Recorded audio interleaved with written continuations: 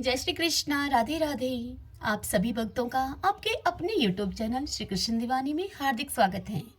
आज आप सब सुन रहे हैं श्रीमद् भगवत गीता से अध्याय 2 का ज्ञानोपदेश। श्रीमद् भगवत गीता अध्याय 2 सुनेंगे। ओम श्री परमात्मने नमः। संजय धृतराष्ट्र से बोले, संजय बोले, उस प्रकार करुणा से व्याप्त और आंसुओं से पूर्ण तथा व्याकुल नेत्रों वाले शोक युक्त उस अर्जुन के प्रति भगवान मधुसूदन ने यह वचन कहा। श्री भगवान बोले, हे अर्जुन, तुझे इस असमय में यह मोह किस हेतु से प्राप्त हुआ? क्योंकि न तो यह श्रेष्ठ पुरुषों के द्वारा आचरित है, न स्वर्ग को देने वाला है और न कीर्ति को करने वाला ही है। इसलिए हे अर्जुन, नपुंसकता को मत प्राप्त हो।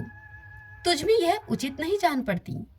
हे परंतप, हृदय की तुच्छ दुर्बलता को त्याग कर युद्ध के लिए तू खड़ा हो जा।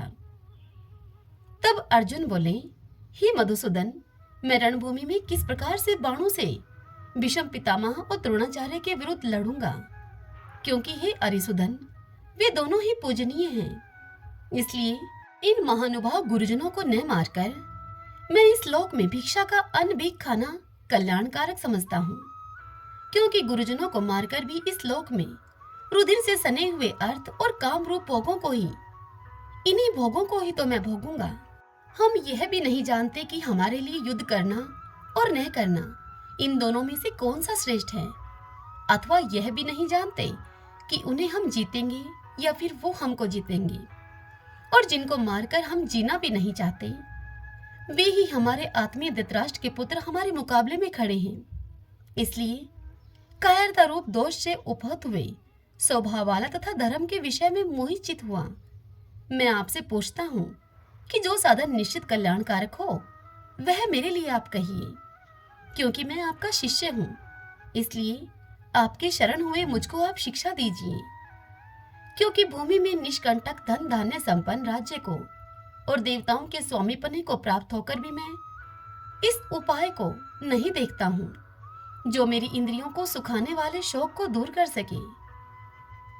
संजय आगे धृतराष्ट्र से कहते हैं कि हे राजन, निद्रा को जीतने वाले अर्जुन अंतर्यामी श्री कृष्ण महाराज के प्रति इस प्रकार कहकर फिर श्री गोविंद भगवान से युद्ध नहीं करूंगा, मैं युद्ध नहीं करूंगा, यह स्पष्ट कहकर चुप हो गए। हे भरतवंशी धृतराष्ट्र, अंतर्यामी श्री कृष्ण महाराज दोनों सेनाओं के बीच में शोक करते हुए उस अर्जुन को हंसते हुए से यह वचन बोले। श्री भगवान ने अर्जुन से कहा, हे अर्जुन, तू न शोक करने योग्य मनुष्यों के लिए शोक करता है और पंडितों के से वचनों को कहता है, परंतु जिनके प्राण चले गए हैं उनके लिए और जिनके प्राण रह गए हैं, अभी नहीं गए हैं, उनके लिए भी पंडित जन शोक नहीं करते हैं। न तो ऐसा ही है कि मैं किसी काल में नहीं था, तू नहीं था, अथवा ये राजा लोग नहीं थे, और न ऐसा ही है कि इसके आगे हम सब नहीं रहेंगे। जैसे जीवात्मा की इस देह में बालकपन, जवानी और वृद्धा अवस्था आती है, वैसे ही अन्य शरीर की प्राप्ति होती है। उस विषय में धीर पुरुष मोहित नहीं होते। हे कुंती पुत्र, सर्दी गर्मी और सुख दुख को देने वाले इंद्रिय और विषयों के संयोग तो उत्पत्ति विनाशील और अनित्य हैं। इसलिए हे भारत, उनको तो सहन कर। क्योंकि हे पुरुष श्रेष्ठ, दुख सुख को समान समझने वाले जिस धीर पुरुष को ये इंद्रियां और विषय के संयोग व्याकुल नहीं करते, वह मोक्ष के योग्य होता है। असत वस्तु की तो सत्ता नहीं है और सत का अभाव नहीं है। इस प्रकार इन दोनों का ही तत्वज्ञानी पुरुषों के द्वारा देखा गया है। तू नाश रहित तो उसको जान जिससे यह संपूर्ण जगत दृश्य वर्ग व्याप्त है। इस अविनाशी का विनाश करने में कोई भी समर्थ नहीं है। इस नाश रहित ऐपर में नित्य स्वरूप जीवात्मा के ये सब शरीर नाशवान कहे गए हैं। इसलिए ही भरतवंशी अर्जुन, तू युद्ध कर। जो इस आत्मा को मारने वाला समझता है तथा जो मनुष्य इस आत्मा को मरा हुआ मानता है, वे दोनों ही नहीं जानते। क्योंकि यह आत्मा वास्तव में न तो किसी को मारता है और न किसी के द्वारा मारा जाता है। यह आत्मा किसी काल में भी न तो जन्मता है और न ही मरता है, न यह उत्पन्न होकर फिर होने वाला ही है। क्योंकि यह अजन्मा, नित्य, सनातन और पुरातन है। शरीर के मारे जाने पर भी यह नहीं मारा जाता। हे प्रथापुत्र अर्जुन, जो पुरुष इस आत्मा को नाश रहित, नित्य, अजन्मा और अवयव जानता है, वह पुरुष कैसे किसको मरवाता है और कैसे किसको मारता है। जैसे मनुष्य पुराने वस्त्रों को त्याग कर दूसरे नए वस्त्रों को ग्रहण करता है, ठीक वैसे ही जीवात्मा पुराने शरीर को त्याग कर दूसरे नए शरीरों को प्राप्त होता है। इस आत्मा को शस्त्र नहीं काट सकते, इसको आग जला नहीं सकती, इसको जल नहीं गला सकता और वायु इसे सुखा नहीं सकती, क्योंकि यह आत्मा अच्छेद्य है। यह आत्मा अधाय, अक्लिज्ञ और निसंदेह अशोष्य है तथा यह आत्मा नित्य, सर्वव्यापी, अचल, स्थिर रहने वाला और सनातन है। यह आत्मा अव्यक्त है, यह आत्मा अचिंत्य है और यह आत्मा विकार रहित कहा जाता है। इससे हे अर्जुन, इस आत्मा को उपयुक्त प्रकार से जानकर तू शोक करने के योग्य नहीं है, अर्थात तुझे शोक करना उचित नहीं है। किंतु यदि तू इस आत्मा को सदा जन्मने वाला तथा सदा मरने वाला मानता हो, तो भी हे महाबाहो अर्जुन, तू इस प्रकार से शोक करने के योग्य नहीं है, क्योंकि इस मान्यता के अनुसार जन्मे हुए की मृत्यु निश्चित है और मरे हुए का जन्म भी निश्चित है। इससे भी इस बिना उपाय वाले विषय में तू शोक करने को योग्य नहीं है। हे अर्जुन, संपूर्ण प्राणी जन्म से पहले अप्रकट थे और मरने के बाद भी अप्रकट हो जाने वाले हैं, केवल बीच में ही प्रकट हैं। फिर ऐसी अवस्था में क्या शोक करना है? कोई एक महापुरुष ही इस आत्मा को आश्चर्य की भांति देखता है और वैसे ही दूसरा कोई महापुरुष ही इसके तत्व का आश्चर्य की भांति वर्णन करता है तथा दूसरा कोई अधिकारी पुरुष ही इसे आश्चर्य की भांति सुनता है और कोई कोई तो सुनकर भी इसको नहीं जानता। हे अर्जुन, यह आत्मा सबके शरीर में सदा ही अवैध है। इस कारण संपूर्ण प्राणियों के लिए तू शोक करने के योग्य नहीं है तथा अपने धर्म को देखकर भी तू भय करने के योग्य नहीं है, अर्थात तुझे भय नहीं करना चाहिए, क्योंकि क्षत्रिय के लिए धर्म युक्त युद्ध से बढ़कर दूसरा कोई कल्याणकारी कर्तव्य नहीं है। हे पार्थ, अपने आप प्राप्त हुए और खुले हुए स्वर्ग के द्वार रूप इस प्रकार के युद्ध को भाग्यवान क्षत्रिय लोग ही पाते हैं। किंतु यदि तू इस धर्म युक्त युद्ध को नहीं करेगा तो स्वधर्म और कीर्ति को खोकर पाप को प्राप्त होगा तथा सब लोग तेरी बहुत काल तक रहने वाली अपकीर्ति का भी कथन करेंगे और माननीय पुरुष के लिए अपकीर्ति मरण से भी बढ़कर है। जिनकी दृष्टि में तू पहले बहुत सम्मानित होकर अब लघुता को प्राप्त होगा, वे महारथी लोग तुझे भय के कारण युद्ध से हटा हुआ मानेंगे। तेरे वैरी लोग तेरे सामर्थ्य की निंदा करते हुए तुझे बहुत से न कहने योग्य वचन भी कहेंगे। उससे अधिक दुख और तुझे क्या होगा? या तो तू युद्ध कर और उसमें मारा जाकर स्वर्ग को प्राप्त होगा, अथवा संग्राम में जीतकर पृथ्वी का तू राज्य भोगेगा। इस कारण से हे अर्जुन, तू युद्ध के लिए निश्चय करके अब खड़ा हो जा। जय, पराजय, लाभ, हानि और सुख दुख को समान समझकर उसके बाद युद्ध के लिए तैयार हो जा। इस प्रकार युद्ध करने से तू पाप को नहीं प्राप्त होगा। हे पार्थ, यह बुद्धि तेरे लिए ज्ञान योग के विषय में कही गई है और अब तू इसको कर्म योग के विषय में सुन। जिस बुद्धि से युक्त हुआ तू कर्मों के बंधन को भली भांति त्याग देगा, अर्थात सर्वथा नष्ट कर डालेगा। इस कर्म योग में आरंभ का अर्थात बीज का नाश नहीं है और उल्टा फल रूप दोष भी नहीं है, बल्कि इस कर्म योग रूप धर्म का थोड़ा सा भी साधन जन्म मृत्यु रूप महान भय से रक्षा कर लेता है। हे अर्जुन, इस कर्म योग में निश्चय आत्मी का बुद्धि एक ही होती है, किंतु अस्थिर विचार वाले विवेकहीन सकाम मनुष्यों की बुद्धियां निश्चय ही बहुत भेदों वाली और अनंत होती हैं। हे अर्जुन, जो भोगों में तन्मय हो रहे हैं, जो कर्म फल के प्रशंसक वेद वाक्यों में ही प्रीति रखते हैं, जिनकी बुद्धि में स्वर्ग ही परम प्राप्य वस्तु है और जो स्वर्ग से बढ़कर दूसरी कोई वस्तु ही नहीं है, ऐसा कहने वाले जो लोग हैं, वे अविवेकी जन इस प्रकार की जिस पुष्पित अर्थात दिखाऊ शोभायुक्त वाणी को कहा करते हैं, जो कि जन्म रूप कर्म फल देने वाली एवं भोग और ऐश्वर्य की प्राप्ति के लिए नाना प्रकार की बहुत सी क्रियाओं का वर्णन करने वाली है। उस वाणी के द्वारा जिनका चित्त हर लिया गया है, जो भोग और ऐश्वर्य में अत्यंत आसक्त हैं, उन पुरुषों की परमात्मा में निश्चय आत्मिका बुद्धि नहीं होती। हे अर्जुन, वेद उपयुक्त प्रकार से तीनों गुणों के कार्य रूप समस्त भोगों एवं उनके साधनों का प्रतिपादन करने वाले हैं। इसलिए तो उन भोगों एवं साधनों में आसक्तिहीन, हर शोक आदि द्वंद्वों से रहित, नित्य वस्तु परमात्मा में स्थित योग क्षेम को न चाहने वाला और स्वाधीन अंतःकरण वाला हो। सब ओर से परिपूर्ण जलाशय के प्राप्त हो जाने पर छोटे जलाशय में मनुष्य का जितना प्रयोजन रहता है, ब्रह्मा को तत्व से जानने वाले ब्राह्मण का समस्त वेदों में उतना ही प्रयोजन रह जाता है। हे अर्जुन, तेरा कर्म करने में ही अधिकार है, उसके फलों में कभी नहीं। इसलिए तू कर्मों के फल का हेतु मत हो तथा तेरी कर्म न करने में भी आसक्ति न हो। हे धनंजय, तू आसक्ति को त्याग कर तथा सिद्धि और असिद्धि में समान बुद्धि वाला होकर योग में स्थित हुआ कर्तव्य कर्मों को कर। समत्व ही योग कहलाता है।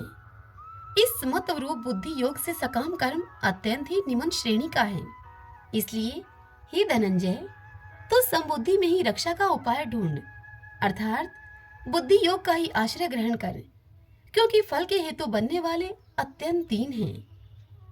समबुद्धि युक्त पुरुष पुण्य और पाप दोनों को इसी लोक में त्याग देता है, अर्थात उनसे मुक्त हो जाता है। इससे तो समत्व रूप योग में लग जा। यह समत्व रूप योग ही कर्मों में कुशलता है, अर्थात कर्म बंधन से छूटने का उपाय है। क्योंकि समबुद्धि से युक्त ज्ञानी जन कर्मों से उत्पन्न होने वाले फल को त्याग कर जन्म रूप बंधन से मुक्त होकर निर्विकार परम पद को प्राप्त हो जाते हैं।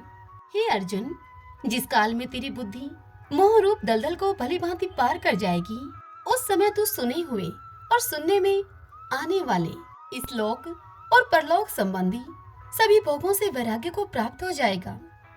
भांति भांति के वचनों को सुनने से विचलित हुई तेरी बुद्धि जब परमात्मा में अचल और स्थिर ठहर जाएगी, तब तू योग को प्राप्त हो जाएगा, अर्थात उस समय तेरा परमात्मा से नित्य संयोग हो जाएगा। यह सुनकर अर्जुन बोले, हे केशव, समाधि में स्थित परमात्मा को प्राप्त हुए स्थिर बुद्धि पुरुष का क्या लक्षण है? वह स्थिर बुद्धि पुरुष कैसे बोलता है, कैसे बैठता है और कैसे वह चलता है, यह बताइए। तब श्री भगवान अर्जुन से बोले, हे अर्जुन, जिस काल में यह पुरुष मन में स्थित संपूर्ण कामनाओं को भली भांति त्याग देता है और आत्मा से आत्मा में ही संतुष्ट रहता है, उस काल में वह स्थित प्रज्ञ कहा जाता है। दुखों की प्राप्ति होने पर जिसके मन में उद्वेग नहीं होता, सुखों की प्राप्ति में जो सर्वथा निष्प्रय है तथा जिसके राग, भय और क्रोध नष्ट हो गए हैं, ऐसा मुनि स्थिर बुद्धि कहा जाता है। जो पुरुष सर्वत्र स्नेह रहित हुआ उस शुभ तथा अशुभ वस्तु को प्राप्त होकर न प्रसन्न होता है और न उससे द्वेष करता है, उसकी बुद्धि स्थिर है।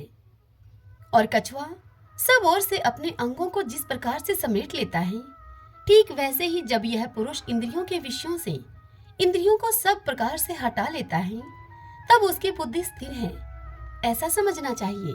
इंद्रियों के द्वारा विषयों को ग्रहण न करने वाले पुरुष के भी केवल विषय तो निर्वर्त हो जाते हैं, परंतु उनमें रहने वाली आसक्ति निर्वर्त नहीं होती।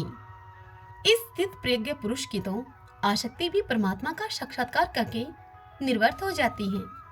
हे अर्जुन, आसक्ति का नाश न होने के कारण ये परमर्थन स्वभाव वाली इंद्रियां यतन करते हुए बुद्धिमान पुरुष के मन को भी बलात् हार लेती हैं। इसलिए साधक को चाहिए कि वह उन संपूर्ण इंद्रियों को वश में करके सम्माहित चित हुआ मेरे प्रायण होकर मेरे ध्यान में बैठे, क्योंकि जिस पुरुष की इंद्रियां वश में होती हैं, उसी की बुद्धि स्थिर हो जाती है। विषयों का चिंतन करने वाले पुरुष की उन विषयों में आसक्ति हो जाती है। आसक्ति से उन विषयों की कामना उत्पन्न होती है और कामना में विघन पड़ने से क्रोध उत्पन्न होता है। क्रोध से अत्यंत मूढ़भाव उत्पन्न हो जाता है। मूढ़भाव से स्मृति में भ्रम हो जाता है। स्मृति में भ्रम हो जाने के कारण बुद्धि अर्थात ज्ञान शक्ति का नाश हो जाता है और बुद्धि का नाश हो जाने के कारण यह पुरुष अपनी स्थिति से गिर जाता है। परंतु अपने अधीन किए हुए अंतःकरण वाला साधक अपने वश में की हुई राग द्वेष से रहित इंद्रियों के द्वारा विषयों में विचरण करता हुआ अंतःकरण की प्रसन्नता को प्राप्त होता है। अंतःकरण की प्रसन्नता होने पर इसके संपूर्ण दुखों का अभाव हो जाता है और उस प्रसन्न चित्त वाले कर्म योगी की बुद्धि शीघ्र ही सब ओर से हटकर एक परमात्मा में ही भली भांति स्थिर हो जाती है। न जीते हुए मन और इंद्रियों वाले पुरुष में निश्चय आत्मिका बुद्धि नहीं होती और उस अयुक्त मनुष्य के अंतःकरणों में भावना भी नहीं होती तथा भावनाहीन मनुष्य को शांति नहीं मिलती और शांति रहित मनुष्य को सुख भला कैसे मिल सकता है। क्योंकि जैसे जल में चलने वाली नाव को वायु हर लेती है, ठीक वैसे ही विषयों में विचरती हुई इंद्रियों में से मन जिस इंद्रिय के साथ रहता है वह एक ही इंद्रिय इस अयुक्त पुरुष की बुद्धि को हर लेती है। इसलिए हे महाबाहु अर्जुन, जिस पुरुष की इंद्रियां इंद्रियों के विषयों से सब प्रकार निग्रह की हुई हैं, उसी की बुद्धि स्थिर है। संपूर्ण प्राणियों के लिए जो रात्रि के समान है, उस नित्य ज्ञान स्वरूप परमानंद की प्राप्ति में स्थिर प्रज्ञ योगी जागता है और जिस नाशवान सांसारिक सुख की प्राप्ति में सब प्राणी जागते हैं, परमात्मा के तत्व को जानने वाले मुनि के लिए वह रात्रि के समान है।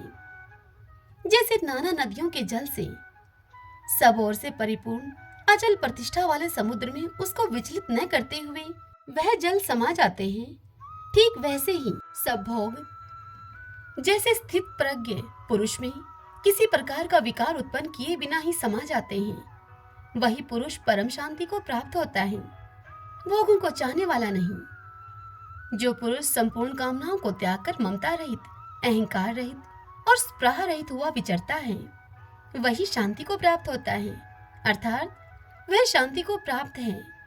हे अर्जुन, यह ब्रह्मा को प्राप्त हुए पुरुष की स्थिति है। इसको प्राप्त होकर योगी कभी मोहित नहीं होता और अंतकाल में भी इस ब्राह्मी स्थिति में स्थित होकर ब्रह्मानंद को प्राप्त हो जाता है। श्रीमन नारायण नारायण हरि हरि, भजमन नारायण